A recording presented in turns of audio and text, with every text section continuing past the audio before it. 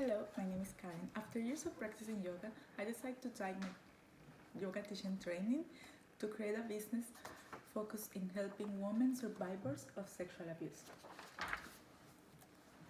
What is sexual abuse? Sexual abuse is any form of sexual violence, including rape, child molestation, incest, and similar form of non-consensual sexual contact. Most of the sexual abuse experts agree that sexual abuse is never only about sex. Instead, it's often about an attempt to gain power over others. There are some mental health issues resulting from sexual abuse. After sexual assault, survivors may feel that their bodies are not really their own. Survivors often report feelings such as shame, terror, guilt, and they blame themselves. Also, they experiment depression and anxiety. Yoga has amazing benefits and effects in sexual abuse survivors. Memories of sexual abuse can be intrusive, which can create challenges for survivors. These memories can also make it difficult for survivors who are looking to establish a connection in their life and learn to trust again. The entire experience of practicing yoga can help survivors find union between seemingly disconnected and challenging aspects of their self, allowing participants to slowly build the piece into an integrated whole. In the body remembers the psychological trauma and treatment.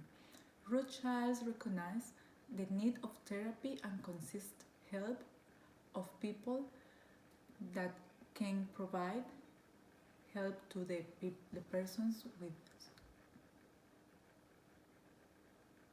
I hate this.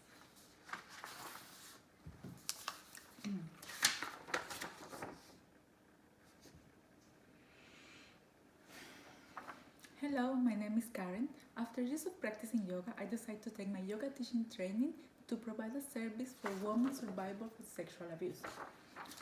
What is sexual abuse? Sexual abuse is any form of sexual violence, including rape, child molestation, incest, and similar forms of non-consensual contact. Most abuse experts agree that sexual abuse is never only about sex. Instead, it's often an attempt to gain power over others. There are so many mental health resulting from sexual assault. After sexual assault, survivors may start feeling that their bodies are not their own. Survivors often report feelings such as shame, terror, and guilt, and also they start presenting depression and anxiety and blaming themselves. Yoga has amazing effects and benefits on survivors of sexual abuse.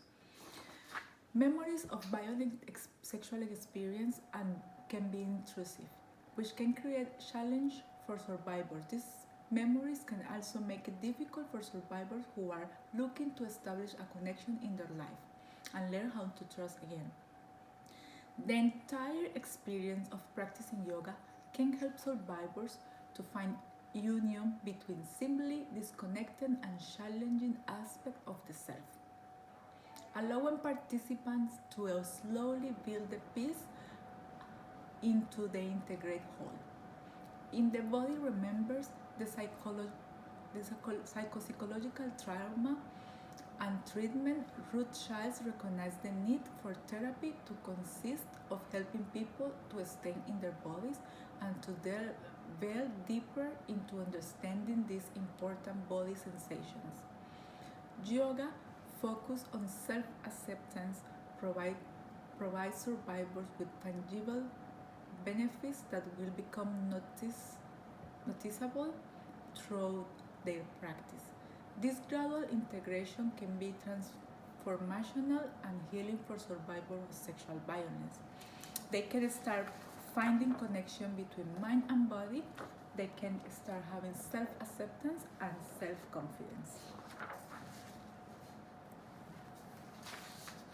How will I gather and review information about relevant service organizations and key people?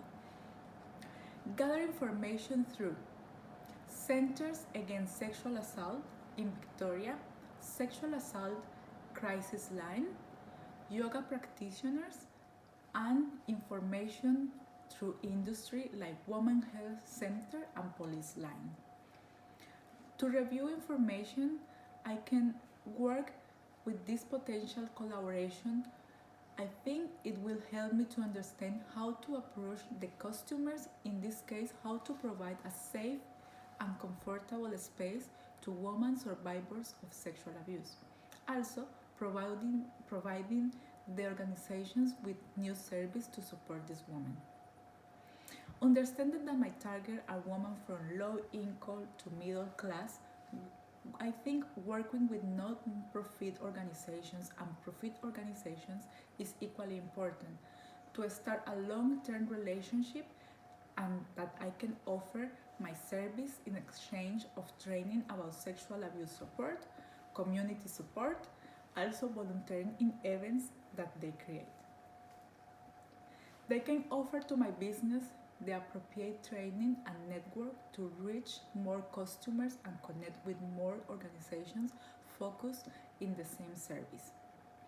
I consider that this collaboration can succeed if all the parties benefit from it and create a relationship of mutual respect and two-way collaboration is maintained. How can I proactively initiate in relationship with other professionals and organizations? Communicating with the staff members within these organizations that are in charge of creating programs and events for the community. Learning how to approach women from different cultures, background, and spiritual belief, so I can communicate properly with them. Understanding that sexual abuse is not a comfortable topic and requires a thoughtful approach. Participating in workshops, meetings, and community programs like the programs that Centers Against Sexual Assault provide, and the school programs that the same organization provide. Another training that will be really important for my business is the Transcending Sexual Trauma Through Yoga, provided by Sabi Yamasaki. And I think, like, if I become a member of these organizations by volunteering and supporting them in events, I can help to create a long-lasting collaborative relationship. How I will share information and resources with these organizations and other organizations? Doing a deep research about the project that I'm going to propose to these organizations and sharing with them my findings and how those projects were implemented in the past and their results. This can help me to find out if these organizations were approached for other business and practitioners about the same project and if they have been implemented in the past. In the case that they did, I will try to get information about the results and if they are open to work with other practitioners as me that might have a different method. For example, I found few yoga practitioners that are implementing yoga to heal trauma for sexual abuse, such as Sabi Yamasaki. She received her 200-hour yoga teacher training certificate through Core Power Yoga and attended 40 hours workshop on trauma-sensitive yoga instruction through the Justice Resource Institute at the Kriplau Center for Yoga and Health. Sarah Finger, she is the co-founder of Ishta Yoga and she provides yoga teaching for Deepak Chopra. She has created a self-care practice for women survivors of sexual abuse. Devise strategies to maintain currency and accessibility of information. Review the information resources and check that the information I hold is current. It's a good idea to date the information that I gather so that can be reviewed after a set of intervals. Check that the information is legitimate before sending it out to third parties. This can mean validating the website and the contact details. Conduct reviews of all my materials and resources and set intervals. Keep the date of inventory to minimize the change of anything provided being out of date or inaccurate. It's really important to check that all the information that we provide to organization is accurate, and we have dates, and we have the contact of people that create this information, programs, or articles. Define and document the types and level of collaboration and negotiation. The type of collaboration may include meetings, consultations, joint initiatives, participation workshops, telephone conversations, provision of training, exchanging knowledge. The level of negotiation. What is expected of each party? I consider that to work collaboratively to support the customers and meet their needs and create a safe space and practice can help more women. How much time will this take? This will take around 2 months to develop a program that can meet the goals proposed and can create a future relationship to implement the project. The special requirements that I have are support and advice from counselors, yoga practitioners, and time to listen to their proposals and guidance. To conclude, how to work collaboratively. I think it's important to identify and define the opportunities that will meet the client, the personal goals, and the organizational goals. To be able to achieve my goals within my project, I will have to work collaboratively with the organizations to know the goal of the clients, the organization, and mine. Be familiar with what is happening within the company, research their company, know the industry trends and opportunities.